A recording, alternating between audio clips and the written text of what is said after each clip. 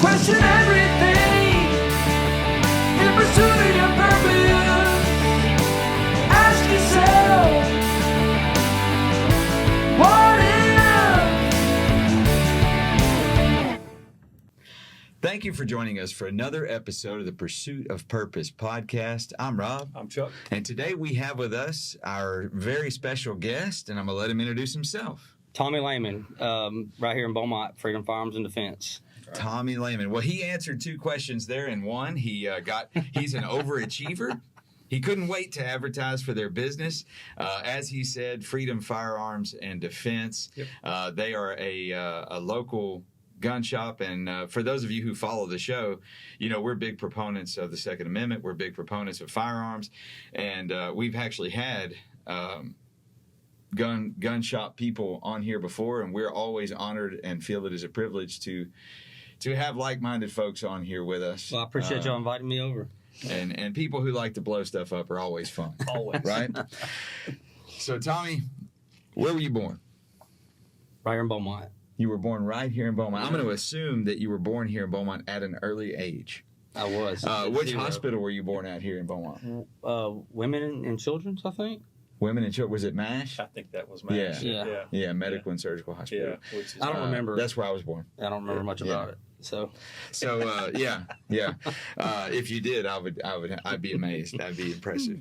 You know, I have heard there are people who can remember stuff like that. There are these really yes. Wow, yes. that's impressive.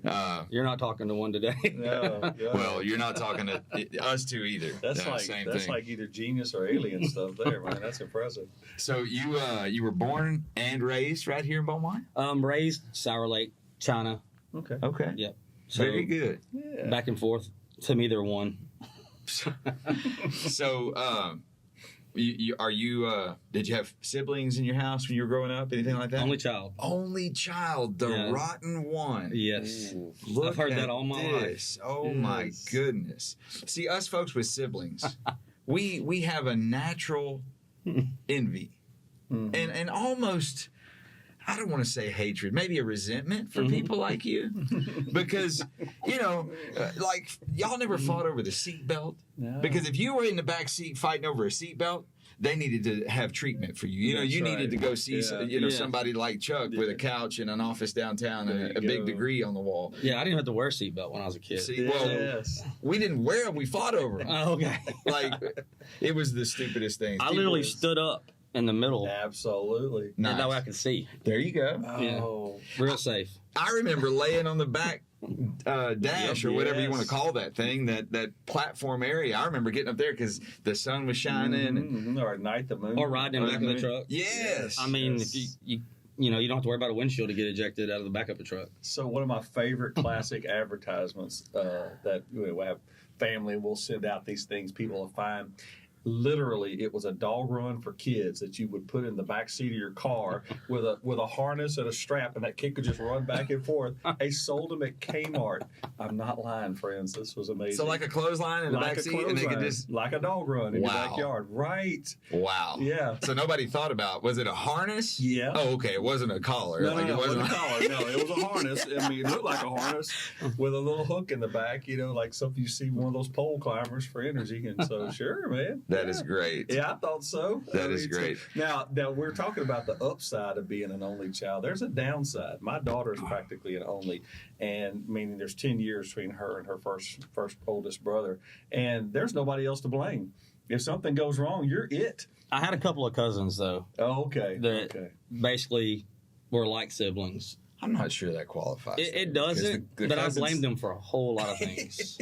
And I was the oldest. Oh, it was really nice. easy. So there are some disadvantages to being an only child because, like, if something's broken in the house, you're it. You're it. You can't be like, I don't know, it wasn't me. That's Yes. right. You can't do that. That's No, right. it was you because you're it. You're the That's only right. one. I took all the blame. That's Yes. right. Whatever happened to this, it required a thumb, so it wasn't the dog. So. You know, you just You're uncovered it. a psychological truth there, and it's one of the communication boundaries between my wife and I, because she's an only child and I'm not. So she constantly is like, "How come you don't just say it was all your fault?"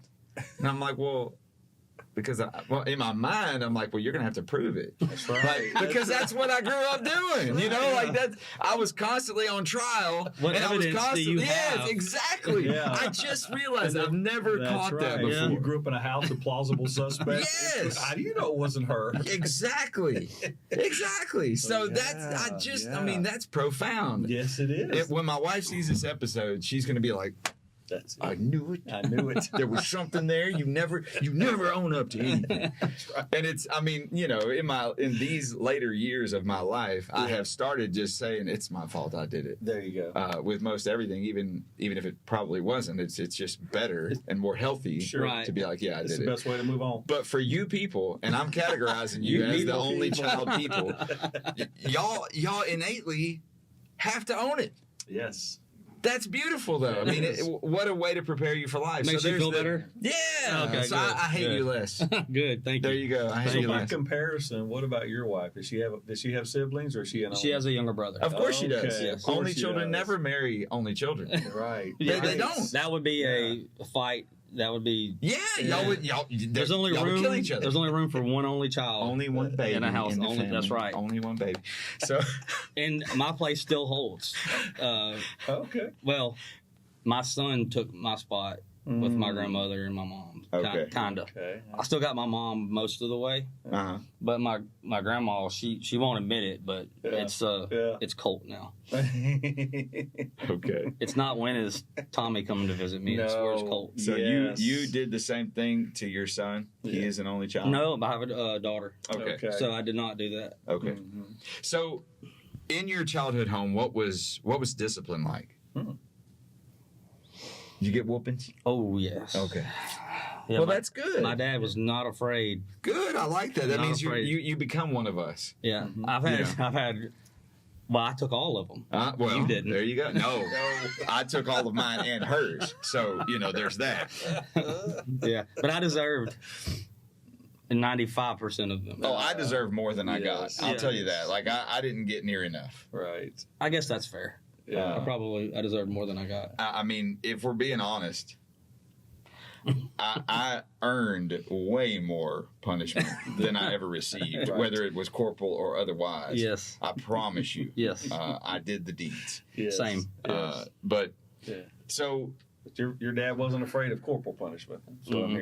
hearing. He liked it publicly too. Like he made sure that had to be embarrassed by it. I can relate to that. Yeah. The full effect. Yeah. Yes. Did you grow up in church? I did not. Did not. Okay. I went to church. I had a close friend of mine in high school that his family was in church, and I enjoyed it. I would go stay with them, and I'd go to church with them on Sundays, but I did not grow up in church. Well, I mean, and what was the financial situation like in your childhood home? Average. So y'all weren't poor, weren't necessarily well off, but you had your needs met and everything was good. Mm-hmm. Yeah. Kind of up and down. When I was real young, but almost too, I didn't even remember all of it. But my dad used to own a company in Sour Lake, so at that point we were probably pretty well off, but it didn't work out, so it ended up closing down. Right. But we were always fine. Did both of them work, or just him? Or? Yep. My dad, after he closed his company down, he drove a truck, so he would drive. He drove for I think Texaco and Sun Oil. Right there in Sour Lake? Yeah, Yeah. both of them. Well, those jobs are as long as you want to do it. The bad part about that is that he liked to be on the roads when there wasn't anybody else on the roads. Mm. So my dad worked from I think midnight till 5. A lot. He would get all his stuff done in that time frame. Mm-hmm. So he was sleeping, going to bed about 5:30, Right. and it was a lot of heartache for me because my mom was attempting to wake me up for school about 6 Quiet. while he was sleeping. Right. Well, she was quiet, Mm-hmm. but every time she walked down the hall to go, "Hey, are you up yet?" and we'd walk back, we weren't on a slab. Our house was on blocks. So boom, okay. boom, boom, boom, boom. Yes. Yes. And then after about the third trip, after he got woke up 3 times for her trying to wake me up, I would just hear him, "Tommy," I'm up. I'm dressed. Like I already. That's great. No, That that's is great. perfect. That is something about that distinct voice. Like, Oh, yeah. oh, Dad's awake. Hmm. So Yeah. you went to school in what schools? Hardin Jefferson. All your entire school career? Started out in Bryan, but I like literally went maybe a half a year to kindergarten because Okay. that's where my dad started his company. Come from my grandfather, and like I said, he had like 9 or 10 vacuum trucks, 18 wheelers, and he started out in Caldwell, and then so I started kindergarten, but half the year, then we moved back to Sour Lake. Okay. We only lived there for like a year or so, All right. if my memory serves me. How were your grades in school? Next topic. I did what I had to do to get by. Okay. Okay. Could I have done better? Absolutely. They didn't threaten to burn down Hardin Jefferson High School to get you out, did they? Maybe. Maybe. One way Like, or another, I we're gonna get you spent out. a lot of time doing manual labor the last 2 weeks of every grade, bringing boxes of books to the Extra teachers. credit? Extra There credit. you go, baby. So I that can I could relate. make sure that the report card said I could go to the next grade. So Okay. you were enterprising back then. Yeah. There you go. I don't see any problem with that. I don't. Sometimes people just find a way. We do what we got to do. I don't want to go back to school, but if I did, I would do it a lot different. Yeah. Yes. I'd actually listen to some I'm things. with you. I know. I would have done things so much better. So when you were about 10 or 12 years old, what did you imagine you wanted to be when you grew up?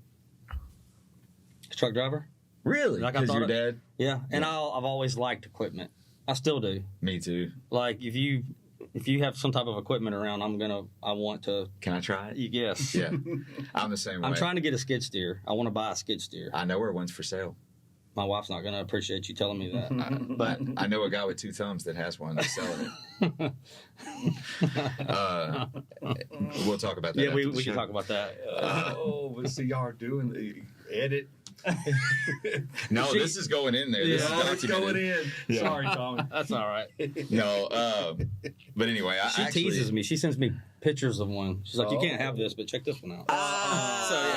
Well, we're going to make that happen. We're- That's a yes no. here at Pursuit of Purpose, we're about making dreams come true. That's Yeah. right. I think she wants me to have one deep down. Yeah. Probably. Yeah. Yeah. Well, she probably wants to see what kind of embarrassment she can give you after you get it and don't know what to do with it. You know, like there it is. sometimes I think my wife's done that for me. Oh, I'm gonna figure some stuff out. Yeah. Yeah. Well, let me just assure you with something. Machines are great and they're fun and they do amazing things, but they're a lot of work too. They are. Because it's no fun to own the equipment. I mean, unless you know how to work on it. You have to know how it works in order to make it work. That's right. So get ready, because you're going to get to learn how to be a mechanic. Oh, I have some. I have small stuff now. But, Okay. I mean, I've been working on junk trucks and tractors and 4-wheelers and Well, good all for that you. all my life. So. Well, you're going to get the opportunity to do more of that. And YouTube's my friend. YouTube can just about walk you through any mechanical challenge. That's true. I have fixed things on my truck. Admittedly. Yeah. Thank you, you two. So are both of your parents still with you? My dad passed away in 2016. Okay. But my mom she's in Vegas right now. Nice. Yeah, Okay. with my stepdad Ronnie. Okay. All Yeah. right. So Good for them. yep. Yeah. So, what all, so you wanted to be a truck driver at an early age, and you now are a part owner of, I think, the biggest gun shop in the Golden Triangle. Sure. It is. I don't know of anyone that's bigger. So, how did you progress from the desires of a child wanting to be a truck driver to owning the biggest gun shop in Southeast Texas? So there's a big gap there. Pretty big gap. Where did we go from high school? Because obviously you did make it through high school. I did. What happens next? Well, so I was never dead set on really anything. Right. That's common. Kind of just That's like, normal. let's see what happens. Right. Type of thing. I did start school. I think in '95. I graduated in '94, so I started Lamar Tech Institute of Technology for process operating. And You did the traditional Southeast Texas Yeah, Blue and collar route. that's right. I mean, you know, it's what's here, Yes. and everybody that you have a really good life working in oil and gas, Or it looks good I mean, anyway. Yeah. So, you know, I did a few. I worked for a plumbing company for a little while. I did whatever. You know, whatever. Hey, you want to come work? Sure, I'll come do it. I'll try it out. Nothing was long. Worked for contractors, different contractors. I worked at Goodyear Chemical Plant for three years for a contractor there. And that's when I started out there. That's when I thought, yeah, I want to be an operator, like a plant operator. So that's when I started going to Lamar. I didn't even finish it because I ended up getting a job that I was going to school for before I finished. So I'm like, and they told me, like, you don't need to finish it. Nice. We're going to train you. We're going to teach you what we want you to know. There you go. So yeah, I started with a company called Oil Tanking. Oh yeah, I'm familiar with oil tank. Are you? In 99. Okay. So, but yeah. Okay. And how long did you work for them? I worked for Oil Tanking for 16 years and made my way up from, operator to a shift supervisor, and then basically 2 shift supervisor. And then Enterprise Products bought Oil Tanking in 2015, and I worked for Enterprise Products for till 2025. 2025. Okay. And I left there in March to go sell guns. Nice. That's a good run, though. 16 years. That's Yeah, good. well, that was 25 total years. Wow. So with basically when Enterprise It was bought, one job. Yeah, when Enterprise bought Gotcha. Oil Tanking, they give me all of my time. So when I retired from Enterprise, it was 25 years of service. Well, Or not- congratulations. Not retired. They wouldn't let me call it retirement. Okay. They're like, no, you're quitting. Oh. Okay, fine. Whatever you want to call it. Resign, Yeah, whatever. yeah. Okay. But to put 25 consecutive, that's good. That's impressive. Yes. It was a good run. I enjoyed it. I like that work. Yeah. I wasn't looking to leave, Yeah. but something else found me. So The opportunity presented Yeah. itself. it did. So other than being, a country boy and, and having a lot of those roots and heritages, why the gun business? How did that evolve? Well, I mean, I've grown up hunting. I love to hunt, Certainly. fish. So all my life was spent in the woods. Like, Yeah. Most people were skipping school or playing sick to play a video game or to do whatever, and I was like, I'm not going to school today. I don't feel good. And as soon as my mom and dad left, I'm like on my 4-wheeler. Our hunting club happened to border our property of our house, so I had 4,000 acres in my disposal, and I stayed out there Right. a lot. There you So go. There you I've go. always, been around guns, love guns. I actually started. I forgot about that. I actually started my own. I got my FFL, and I was actually for a couple of years before this came along. I was selling guns like out of my house, like a home FFL. Yeah. Okay. So, and I did that thinking, well, I'll be able to get any gun that I want. Of course, Right. that was very false because only big gun stores get any gun that they want, not the guys out of their living room. Right. Yeah. And there's a big misconception. I want you to confirm or debunk this either way. But a lot of people think that if you get an FFL, you can get guns super cheap. That there's just that the gun store gets a big markup on the guns and all that stuff. Actually, just the opposite. Exactly. That's what I the thought. guns are the lowest margin. Yes. Of all the things you sell, Out of they're all- the out of loss everything that leader was- almost. They're Right. the thing that draws them in the door to sell That's them the right. ancillary Right. products. That's right. Without the guns, nobody would come visit us. Right. Right. But once we get there, that's not where we make our money. Right. All the ancillary And things. and I hope everybody in Beaumont's listening to this because they always come in. They want to negotiate us down. Exactly. We're already like at 15 or 20%. Yeah. It's not Unless much. on the really big ticket ones, some of those like I'm not going to mention any names because we're not sponsored by them. But some of the really big ones, like there's a gun that I particularly want. Mhm. Yeah, I can get it for you. No, you can't. You might be able to, but it's Mhm. really difficult to get. I hear you. I'll just say it's a 2011 is the model, Okay. and they're very difficult to get. We'll talk about it after the show. Yes. And I'll see if I can help. But anyway, I learned that like to get that gun itself, a dealer would have to pay basically retail price to get it because they're just not there.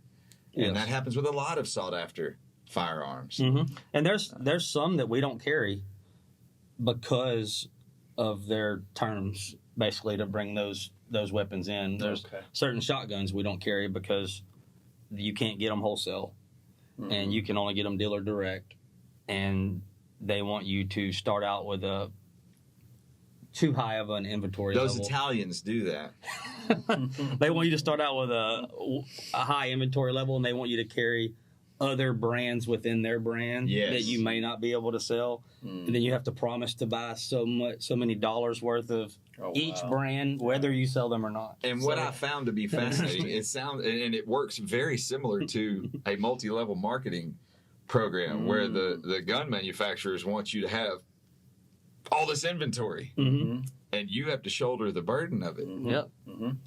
And they advertise for their brand. They build this public expectation and desire, but they force you to shoulder the market.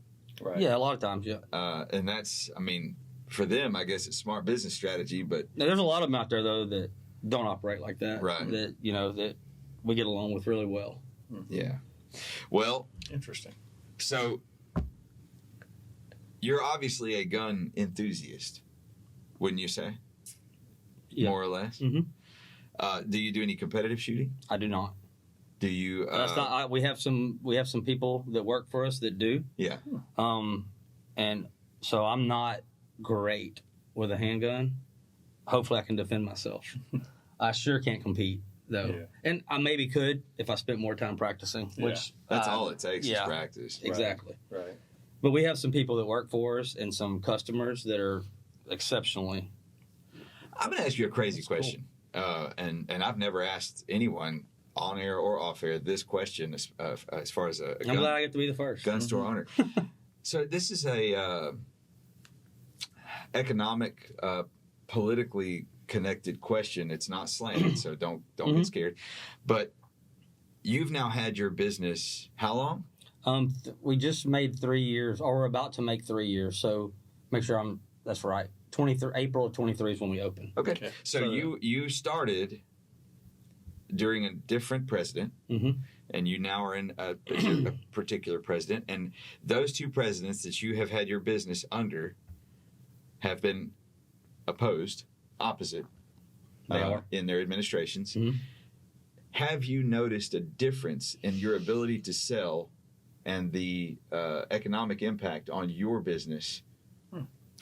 We personally haven't. Okay, but I will tell you that from what we understand in our limited time in the industry, that under Democratic leadership, the gun sales tend to go up because that's when usually the most threats are happening as far as taking certain gun rights away and stuff like that. Right. And then everybody kind of chills out when the conservative president or when they're in charge, they kind of chill out a little bit. So.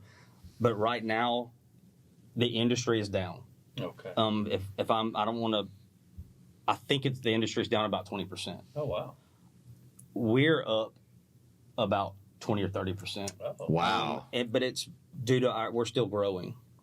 So we don't really know what flat looks like for us yet, but we're 20 or 30% up above the industry level. Okay. So we're able to look at all that stuff, and we have a bunch of friends in the business that kind of monitor it across the country, right? So we're very blessed, right? And this community has been fantastic for us. The support that they've given us since the day that we opened our doors is like just insane. We never expected it, right? Yeah, we hoped for it, but we didn't even know that it would be something on the level that it is. And there could be several factors. I mean, first of all, you guys are from here, and that's so you're known, and that's definitely not hard to to qualify. But then you get into other factors. We're a lot of outdoors folks here. A lot of gun enthusiasts, and it just kind of lends itself. We have a lot of. Yes, we have some urban area, but we have a ton of suburban, if not just good old country, and that tends to help as well. So I'm sure you factor all that in. And this area, and when you alluded to oil and gas, a lot of our audience may not know this, but because of that, people can get into that industry and make really, really good money Mhm. with not a lot of preparation expense on their part. Like you said, go to a tech school, 2 years. It's not a lot of debt, and they can go right to work. So their disposable income tends to be a little bit better too. Yes. You get in other parts of the country, that gap narrows, and so if they're more worried about eggs or guns, Yes, eggs are probably going to win. Yeah, absolutely. And so, I mean, we're very fortunate, and I'm glad you guys have that appreciative spirit about that. Too. Oh, absolutely. There's absolutely. I don't know if we would be able to do what we're doing in another area. Right. So, I mean, we owe it all to Southeast Texas. There you go. Like, the support is fantastic. That's good. And the reason I asked that question is we get manipulated a lot as a people, as a society. We get manipulated a lot by both political factions. Both. Okay? And I wanted to make a very specific point that the truth is, at a local level, the national stuff, first of all, it takes a while for it to impact us. Except like if there's this huge decision that prohibits something particularly, that could be instantaneous. Right. But otherwise, your local stuff's way more impactful and valuable for you to be involved in. Absolutely. The problem is that the national stuff is what gets the big funding. So it's what gets pushed in your face. And we get manipulated by that stuff so much, and that's all we focus on. Everybody knows the people in Washington Yeah. a lot better than they know the people right here That's in right. Beaumont, for That's right. instance. But the impact is Right. is more local than anything. It is. I guarantee you, a lot of folks, we were just talking among customers and folks who are they have no idea who probably their city council people are or their county commissioners, maybe by name. If the name, they've probably seen their sign, but that's about it. They don't really know who a lot of these folks are, and they make impacting decisions every Right. day, I'm blessed to be working with Drew because he stays involved in all that, so I don't have to. Because I'll be honest with you, I don't want to.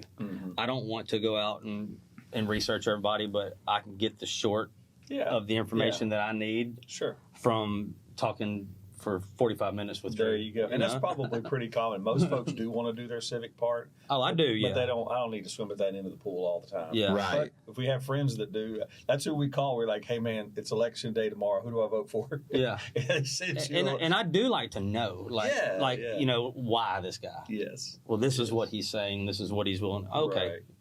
Right. We And we believe him? yes. I'll be true confession. We had some friends that probably Rob used to volunteer a lot with the party, and then we have some political action, folks that are around here, and we would just message them in the week prior because they're the ones that are in those dinners and conversations. They know the ins and outs, and we can get the blurb. Two phrases. All right, I got it. I know what we're doing here. So. Yeah, shameless, but that's how we got it done for years. So, yeah, but appreciate folks like you. Rob was very, very involved in those things for years, and tirelessly, I should say, too. So, And I have Chip too. So Right. yeah, Chip's right there in the building with us. So he and I have some conversations from time to time as well. And to give Chip a little plug, he's talking about Chip Darby, the owner of Freedom 1300 AM radio station. nice. He might be operating right out of our building. He might be. But anyway, so and he's a pretty big patriot. I think so. And yeah, I think so too. So your wife and you, how long have y'all been married? We married in 2002, April 6th. Wow. Yeah. Wow, coming up on an anniversary Yep, getting close. quickly. So how did y'all meet? Well, she pursued me. Oh my gosh. No, a good friend of mine, Billy Joe Gallier. You still call him your friend. You must love her. Must be good. He she is too. I love her. But He's a buddy, not a blame. Yeah. yes, but I met her with him one night. I think it was right before she graduated.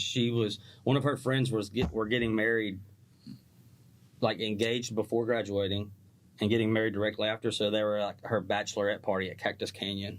Oh, nice. I know y'all know Cactus Canyon. I remember it. Okay. I remember it. And my friend Billy Joe was like, "Hey, let's go out there," because they were his age. She's 4 years younger than me. Okay. So he was her age and her friend's age, and he was like, "Come out with me. I'm gonna go out there and hang out with them," and we did, and I met her, and I was like, "Okay." Wasn't that the one that became Swampy's? It was Cactus Canyon, and then it became Swampy's. It was all over on College Street. Yeah, no, not on College. Oh yeah, right off of College. Yeah, on the feeder road. Yeah. It was Cactus Canyon, and then it was. Is that the name of the restaurant that the guy from Winnie? I don't know. Yeah, I don't remember. Then I don't know the names of them, but I just remember on College Street. You go under the interstate and go down, get on the feeder road, and it's right down there on the right. Okay. So Cutters was the one directly on the. That's the one I'm talking about. Okay, yeah. It used to be Cutters, and then it became Swampy's. Yeah, Cactus Canyon was across the interstate on the feeder road, a little bit further down by the railroad tracks. Oh, it was the one that it's right there in that shopping center. Yes. At the end of the shopping center. What is that called? Gateway? Yes, Gateway shopping center? Yeah. Right. Yeah. Okay. Yeah. Now I know what you're talking about. I think I spent too much time there. that became Jerry Nelson's Jerry restaurant. That's what I was getting at. Yeah. Okay. Yeah. And then Modelo? Yeah. Same one? Yeah, same place. Which is closed now. Yeah. That place has cycled through a whole lot of businesses. Mm-hmm. It was Cactus Canyon for a while. Yeah. And then it started just different things popping up in it. So that's where y'all met. It is. All right. It is where we met. And So how did that develop? Took some time. She's pretty stubborn. So we might have to cut that out. No. I'll just say that persistent. She was persistent. Yeah. Yeah. I was. He was persistent. No, she was persistent in her resistance. Oh, Persistent. okay. So we There you both go. were. Yeah. Oh, persistent in her resistance. Yeah. I'm being complimentary. See, she's committed to the cause. Yes. She's committed to testing your resolve. There She you did. go. There And you go. That's good. And she's studied and she's cautious. Yeah. And she's, mature. Man, I mean. And then wow. finally she was like, this guy's like a fungus. I just can't get rid of him. Yeah. And Like, I She was see it like- a different way. Oh, I okay. see it as I won. okay. Oh, okay. Again. Okay, again. So after you infested her, convinced her. So how long was the courtship period, and then We dated for, well, I would say before we considered ourselves dating, it was 4 or 5 months. Okay. I'm not really good at remembering. I'm that not part. either. Because that was Estimates are a okay. harder part where I was thinking I was losing, so I don't really retain that information. But I know that we dated for 4 years Okay. before we got married. Oh, good. So Okay. from 98 to 2002. So y'all really got to know each other well. Mhm. That's good. I like that. I do too. I wish more people would do that. Yes.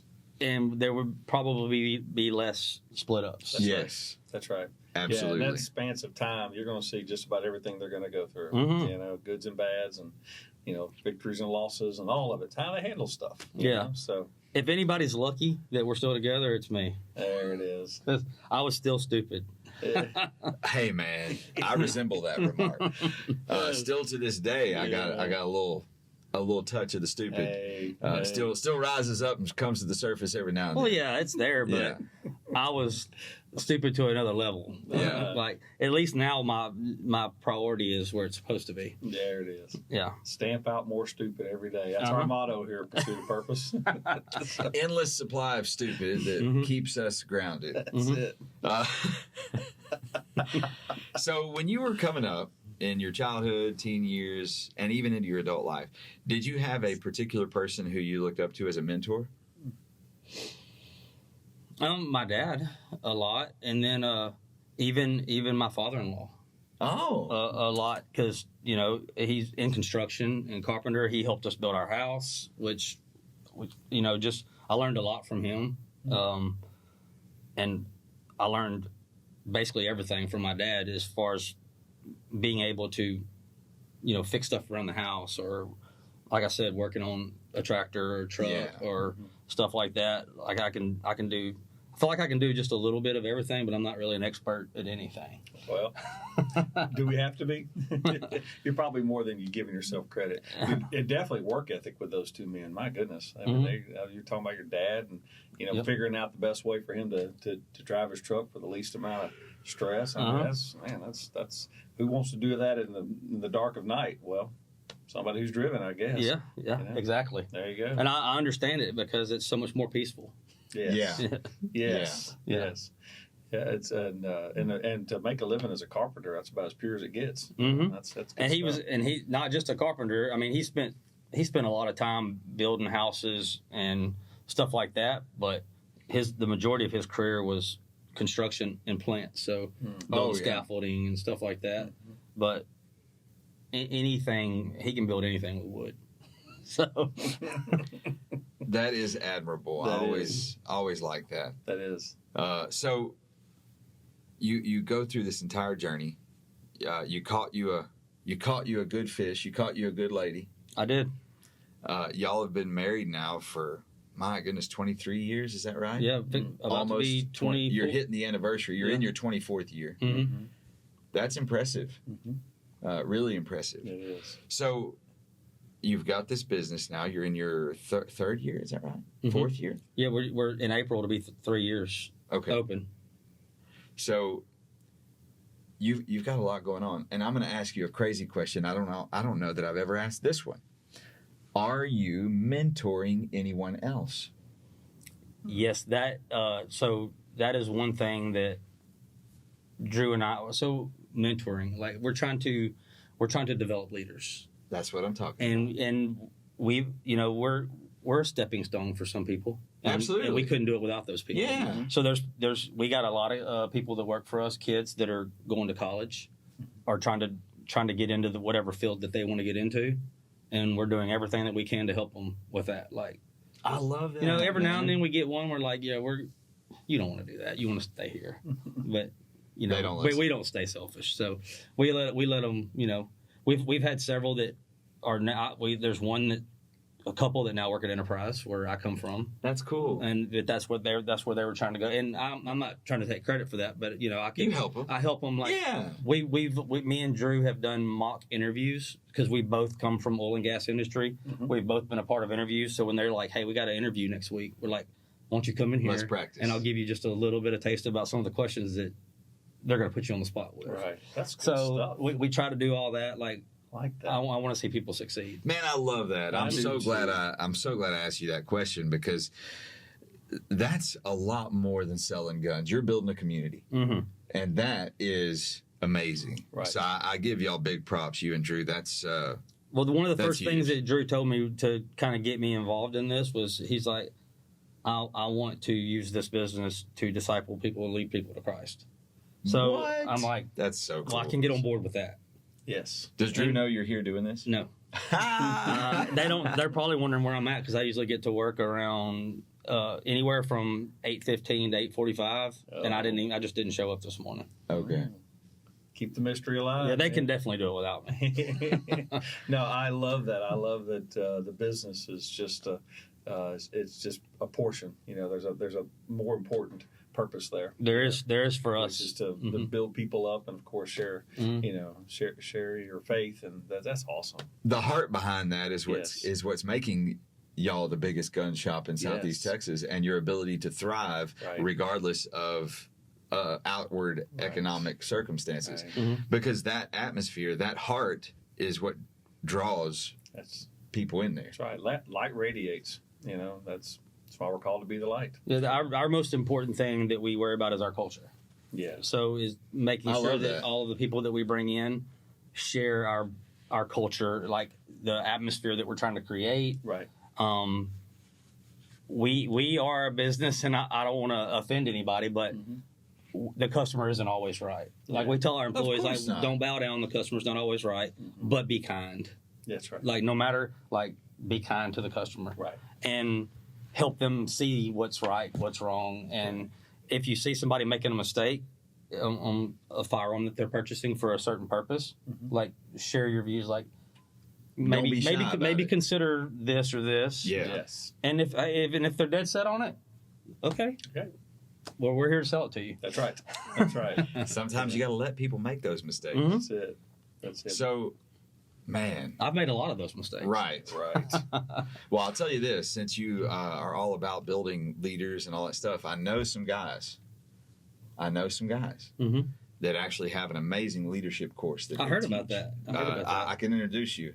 We'll talk about that after the show. Okay. But they may be able to help you with that. Awesome. But so you went from being the prototypical blue collar success story, and I call that a success. Mm-hmm. You worked your way into the oil and gas industry. You worked your way up through that. You gained the experience. You even got yourself what most people call a retirement, right? Mm-hmm. Then you repurposed yourself as an entrepreneur. What is your favorite thing about your new adventure versus being employed? The freedom Okay. to come and do something like this, for instance. Absolutely. But also I enjoy I don't even know how to put it, but I enjoy being responsible for the people that work for me and being able to provide a place for them to provide for their families. You like building that community that I do. y'all are doing. I do. I love that. That's and, awesome. And that's going to be what affords you the success that you're building. That's amazing. That is well done. So on the flip side of that, what's your least favorite thing about being an entrepreneur? The unknown. So obviously, I don't think it'll ever happen here, but I mean, all over the world, that people lose those rights to keep and bear arms. I don't know. I don't see a situation where it happens here in my lifetime, but It's I've possible. been wrong before. Yeah. I mean, it only takes one wrong leader to convince everybody that this is the best. But so, I mean, obviously that's, that would be catastrophic for our business. If It would be catastrophic for the world. It would be catastrophic for the world. Yes, Right. absolutely.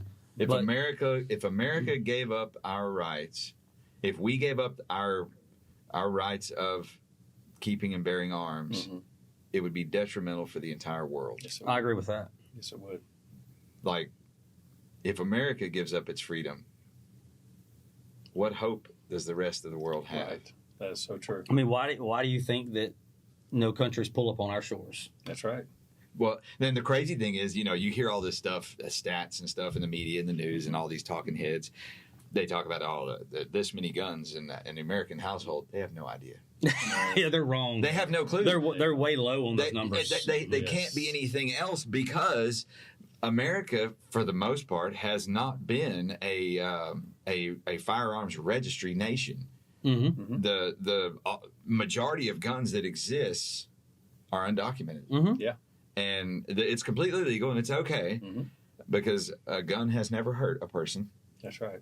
Yep, Only people hurt people. that's right. And they're going to do it whether they get a gun. A knife, a gun, a rock, if they don't have a stick, gun, they're going to find another Right. way. a fist, Right. That's right. your Yeah. mind. Yep. Yeah. So- if it's in their heart, they're going to do it. That's Absolutely. right. Yeah.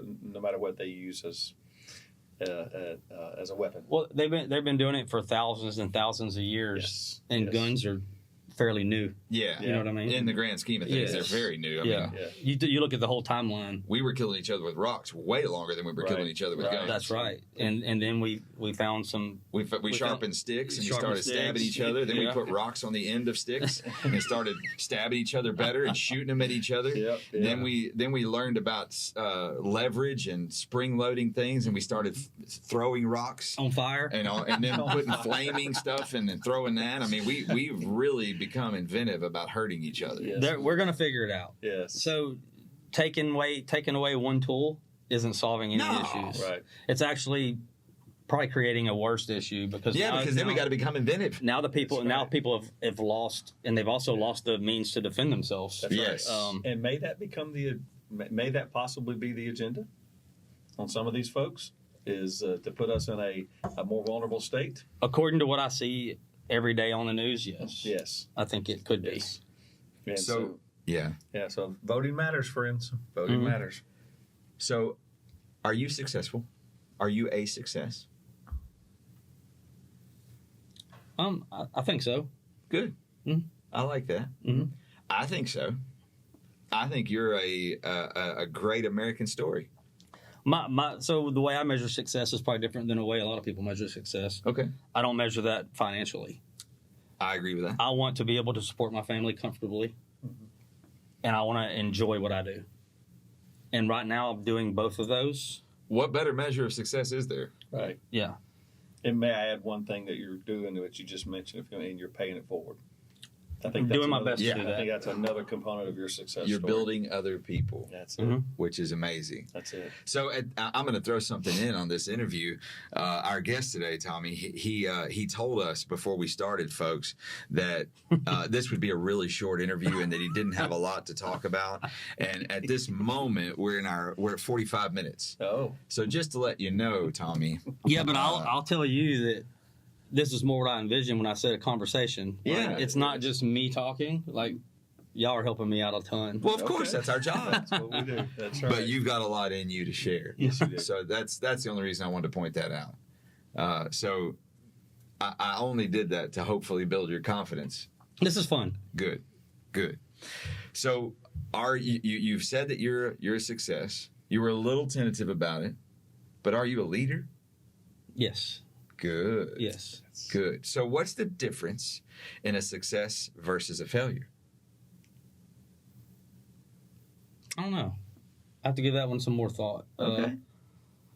Like I said, it's not financial to me, but I would think I would think that, like, I always enjoyed the oil and gas industry. Like, it wasn't a job that I mean, obviously I didn't want to go to work every day, but I didn't wake up dreading my job. Right. If I'm stuck in a job where I wake up and I dread that would be somewhat of a failure to me, not being able to do something that I really like. Mm. And I've been fortunate for the last 26 years to not just dread my job. Right. There's always parts of the oil and gas industry that I didn't enjoy and that I didn't look forward to. Right. But once I got there, after I woke up and drugged myself to work, Right. it was fine. I worked with great people. Good. And that's what I miss the most about the oil and gas industry is the people that I work with. I'm still in contact with Of course. most of them. Yeah. So, Well, brother, I'm going to tell you, you strike me as a relationship builder over anything. Mm-hmm. So it's important to me. It would not surprise me at all to learn that you're still in contact with those people. And if you Right. don't mind, I'm going to use your answer for our audience because in your answer, you inadvertently exemplified what a success is. Mm. And you probably don't even realize it. So what Why you not? said was twofold, at least twofold, multiple facets there. But one part of it is you focus on success. You focus on achievement. You focus on the positive. That's what a successful person does because you'll get what you look for. Mm-hmm. And I notice about you that you're not sitting there talking about, oh, this bad thing's going to happen or I'm afraid of this or the negative stuff. You're not, all I see in you is the possibilities, the endless positive possibilities. Optimism. So you've got that. That's one big component of success. Then the next thing is the parts of your life that haven't worked for you have been done for you to teach you how to become better. I And agree you with that. haven't in your speaking, in your discussion about your history and your life and your journey, you haven't talked about anything in your life as though you were a failure. You've talked about experiences that you've learned from, things that you did in your early life, jobs that you had that you didn't necessarily like, but you were willing to try them. Mhm. And in each of those instances, I had to be drugged to some, kicking and screaming. This was one. but you My wife built, does a good job of being like, no, I think you should. Good. I'm like, fine. but you use those as opportunities for growth. Yes. Yes. And you never stopped. You never quit. Mhm. So that's the other thing, that another big component of success Right. is someone who decidedly will not give up. Right. Because the ultimate failure is the one that stopped. Right. So I hope you don't mind me using your story as an example of success, but I think you have lived a life in the opposition of failure. Well, a guy I worked with that I respect a ton, a couple of them. I don't remember which one of them. We were all three talking one day, and it was our manager at Enterprise, Brent, and Superintendent Keith, very good friends of mine, and I loved working for them. But when we were starting this gun range, I think it was Brent, but I can't remember for sure. But one of them said, "Do you have a plan B?" And I was like, "I don't." They were like, "Good, don't." Yeah, that's Because if you, that's great that they said that. because if you have a plan B, that's just giving you an exit to not to go all out with what you're doing. Wow. that's So amazing. I love I've that. adopted Earn the that. votes. Like, I'll have a plan A, And if it doesn't work out, then I'll figure out plan B later. But I'm not going to make two plans. Yes. Instead of having a plan A, have a plan. Yes, A plan. because you're actually already giving room for failure. That's it. I love that. I do too.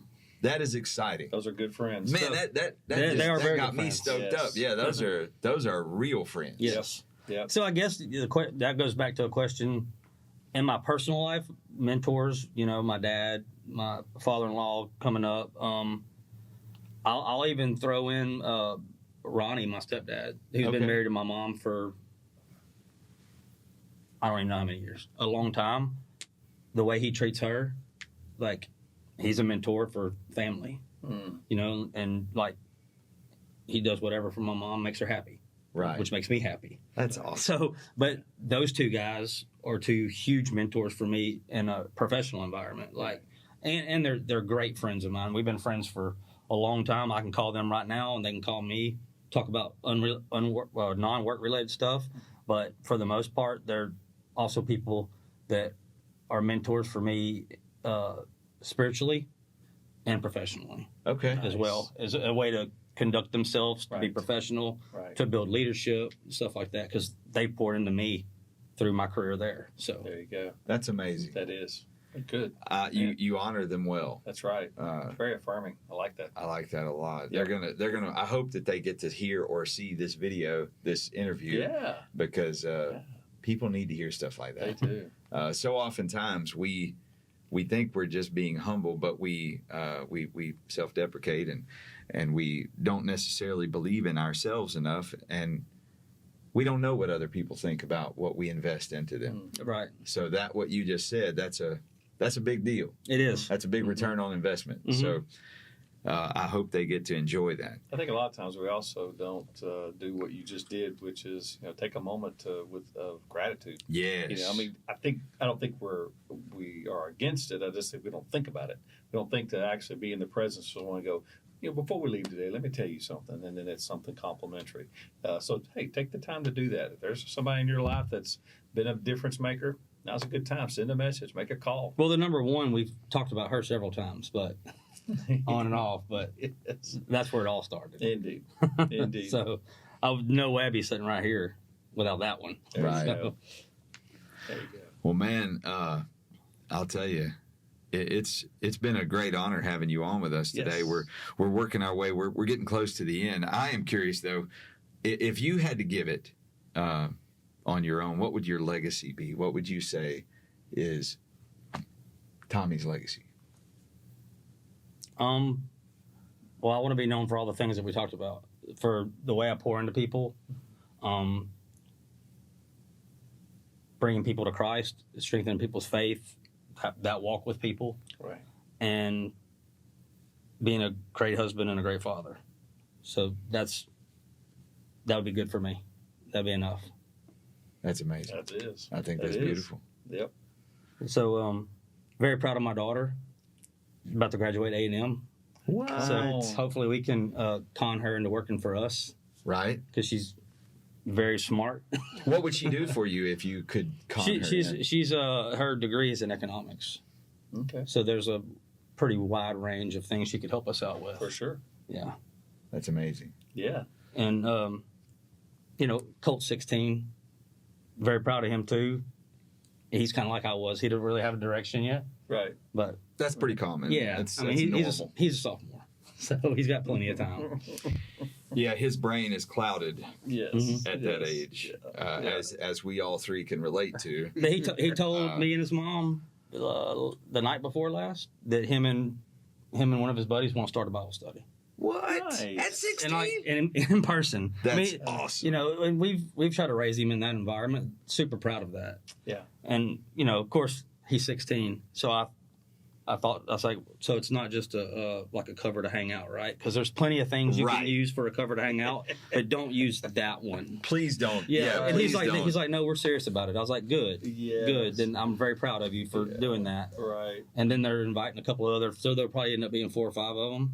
And I remember the guy, but they're talking about watching a podcast from somebody and Okay. then discussing it in a group Yes. setting. So That's Yeah, awesome. there's a lot of good material out there for kids their age. right. You know, it's I work with youth quite a bit, and a lot of times we'll find those YouTube series, and that'll be our Bible class, and Mhm. play it for 15 minutes, talk about it, and the kids love it because it's in their nature. They're used to that stuff, but they still want to connect. Mhm. They really don't want to live in this disconjointed world like we had during COVID. They really Right. don't want that. What No. they want is what those guys don't are going to want- be yeah. doing.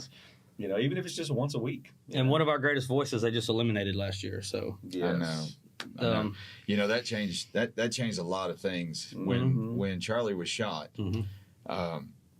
I lost my mind. I decided to. I used to be really careful on social media about what I would post, and Drew will tell you he doesn't know why, but Drew's seen my Facebook change.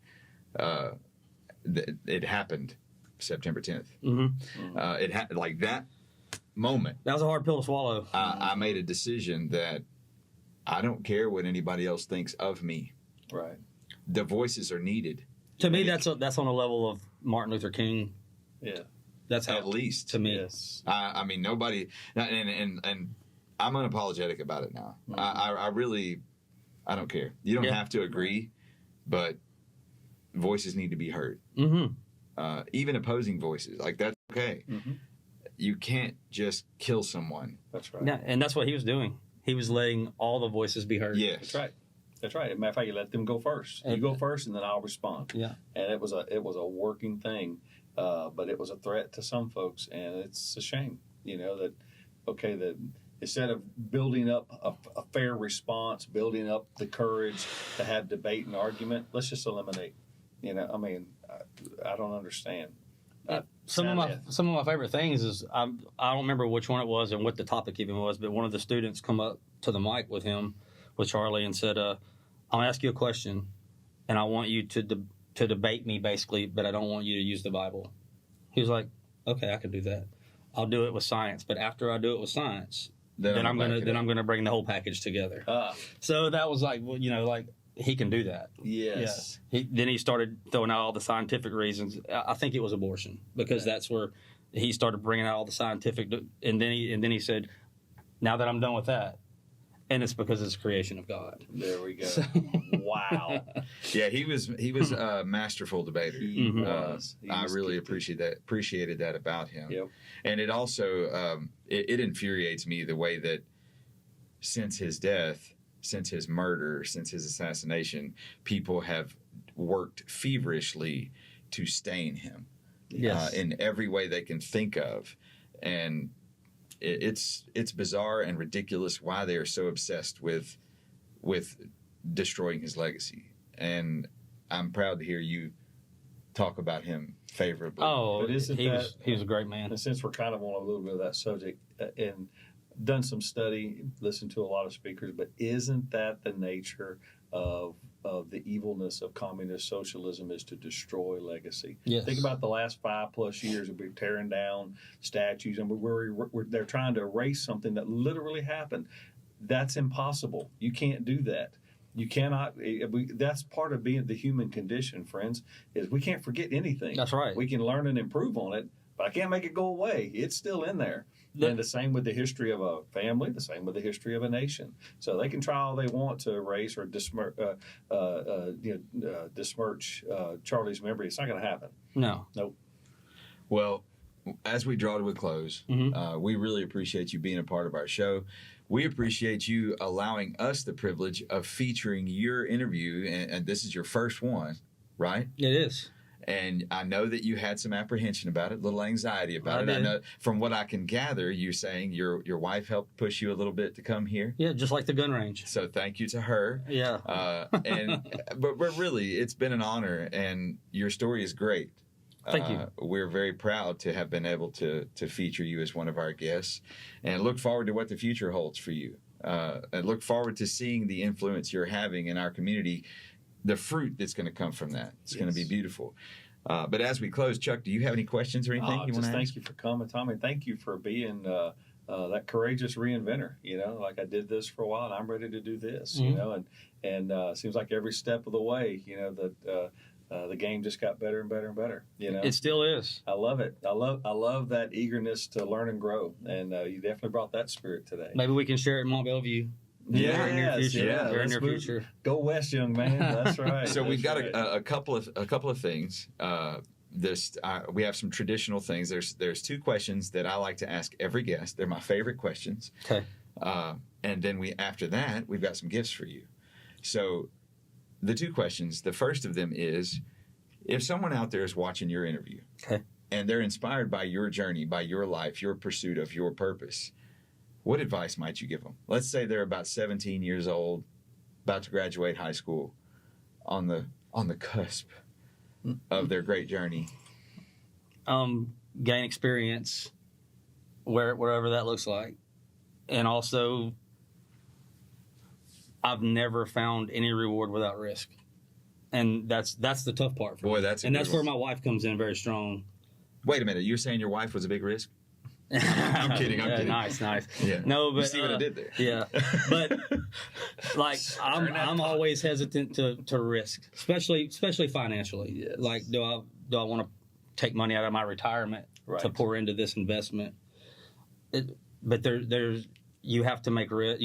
There has to be risk, or there's not going to be any reward. That's right. So Drew and I complement each other in that way too. He's calculated risk taker, but I'm more of like, oh, let's calm down a little bit. You know what I mean? And then we usually come to a pretty good middle road, and I think that helps us move forward, and it'll be a big help. Good advice. Mm-hmm. Yeah. That's good stuff. You can't make the scratch without the stretch. And also don't make a plan B.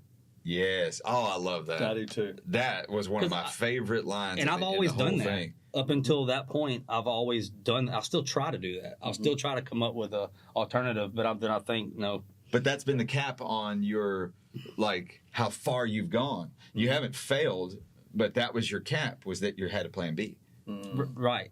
Always. And it's always I had your a cap. plan B for oil tanking. I had a plan B for enterprise. I even started out thinking I was going to have a plan B for this. Like, if this don't work, and I was like, no, stop. Don't talk I about love that. No plan B. Right.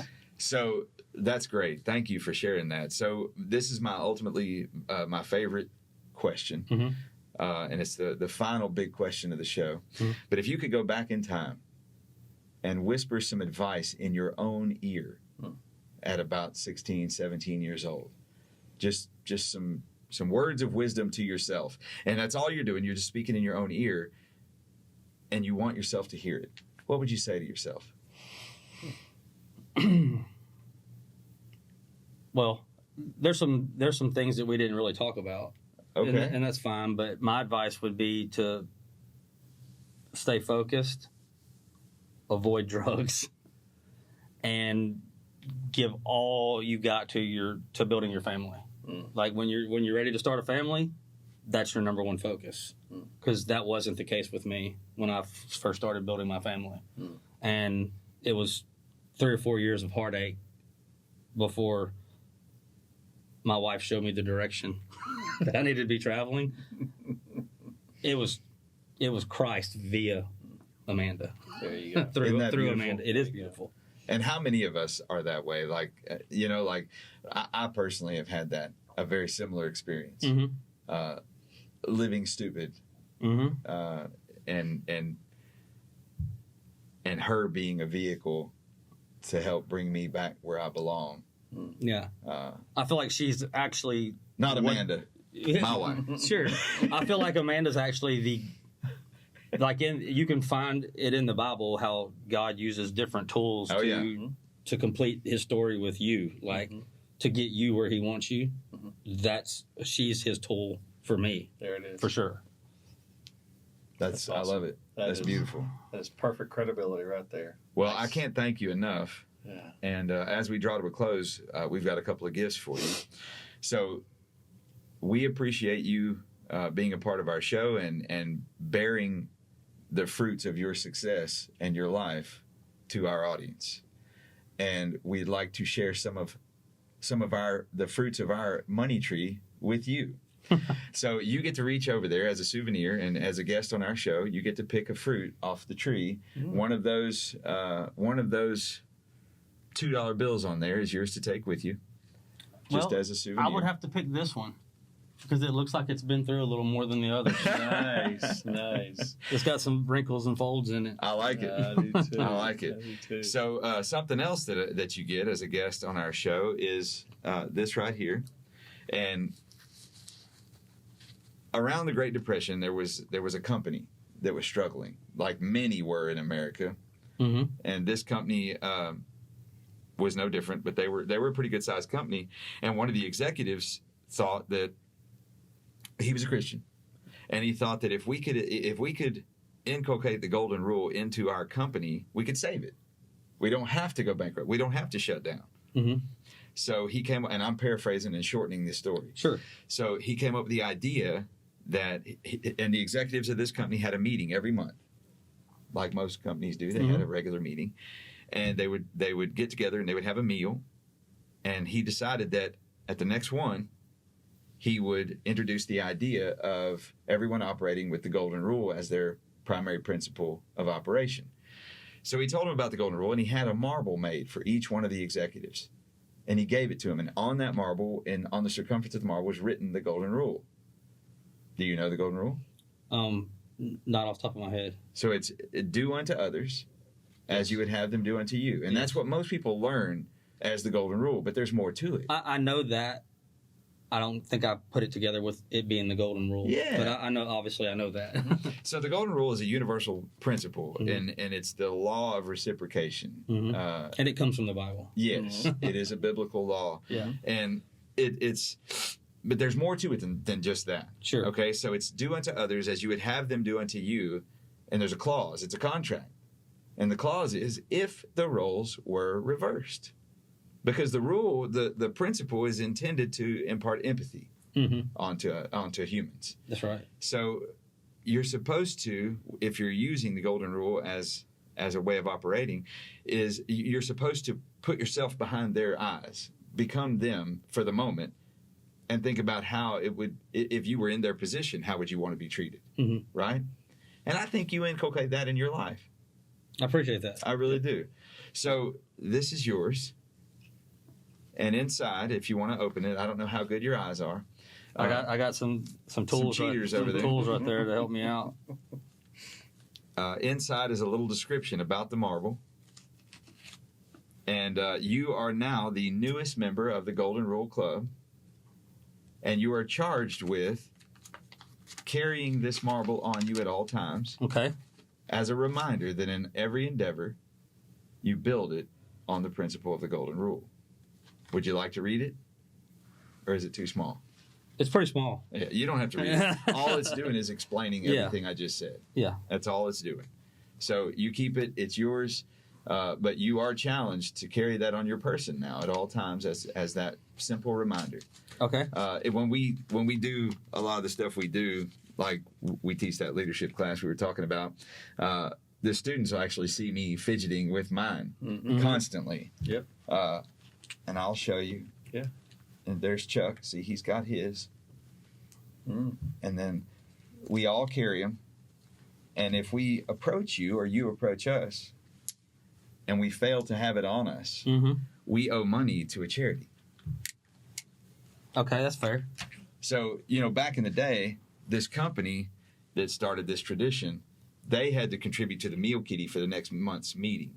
But now, how are we going to do that? We don't eat together all the time. So now we just charge you that if you fail to carry it and you get challenged by another member of the club, you have to contribute to a cause. I'll get a list of these members. Can you? No, because there are so many, I don't even know who all they are. However, there aren't that many that have this one. Yes. Right. Because this is a custom-made Pursuit of Purpose Golden Rule marble. It's embossed with our logo. And it's a solid brass. It is. Solid brass ball bearing, and it's been laser engraved. relatively deep with the golden rule I appreciate on that. it. Yes, sir. Now, even if it wears off in your pocket like they often do, you'll still remember what it means. There you Yeah, and I have a laser engraver at the gun range, so I can put it back on there. If I There need you it. go. There you go. Nice. So thank you for allowing us the privilege of showcasing you Yep. for our audience. Well, I appreciate the invite. Yes, sir. It's been an enjoyable experience. See? Good. Good. So Thank for you, the Amanda. audience, just to let you guys know, Yeah. I told Tommy before this that we had never had a guest come on the show and after the show say, man, I wish I wouldn't have done that. That's right. It had never happened. Never. And he falls in line to the same tradition. Yeah, There you I go. do. So for those of you out there joining us today, thank you for allowing us to become a part of the pursuit of your purpose. I'm Rob, I'm Chuck. and today we've had with us, Tommy, and tell them where to find your business. Yes. Tell them Okay, about Freedom. 5545 East Texas Freeway in Beaumont, Okay. right beside the best taco joint in Beaumont, which is Fuzzy's Tacos. Yes. And I promise you, and Sortino's Coffee Shop, we do. Yeah. We're regulars there. Well, with them. they're one of my regular crack Yeah. dealers. I go in there to get my boost every now and Yeah. then. And in the very near future, you'll be able to find us also in Mont Bellevue, right behind HEB and Cactus Jacks. Nice. Okay. Is there a website or someplace they can go and check Oh, out your- freedomfd.com. FreedomFD.com. Yep. So what all do you have there inside of Freedom? You know, we talked about guns, but you're not just a gun store. No, we have an indoor shooting range. We Yes. got 12 lanes. We got at the Beaumont store, not at the Mont Bellevue, and it's more of a result of space. We have airsoft, a 12,000 square foot airsoft arena upstairs. Now, he indoor. calls it arena. I'm going to tell you this. It's a 12,000 square foot airsoft kill house. It is. Yes. I actually like Kill House better. Yeah. I'll call it a Kill House. I like it. We have an airsoft, 12,000 square foot airsoft Kill House. Nice. And it's only the airsoft is only open publicly on Saturdays and Sundays. Okay. But we do we do a lot of birthday parties and stuff like that. We'll do those during the week. And then we have any firearm related accessory, And if they don't have it, we'll get it. they'll get it. That's right. Nice. I mean, we can rig you out complete when you leave. You don't have to go anywhere else. Even to pick teach you how to anything. use it. Absolutely. We got a good training program. We do license to carry classes, first time AR or rifle classes, pistol classes, Right. defensive fundamentals. We got Right. all the training and help you get there. That's great. And I can presume that like there's somebody who's maybe new to firearms, maybe they're young and maybe they're being brought in, or you guys will help orient them, teach them. I'm glad you brought that up because we actually last summer and I think we're going to do it again this summer. We have a kids camp. Nice. And it's obviously kids camp. It's Right. for youth and it's getting them.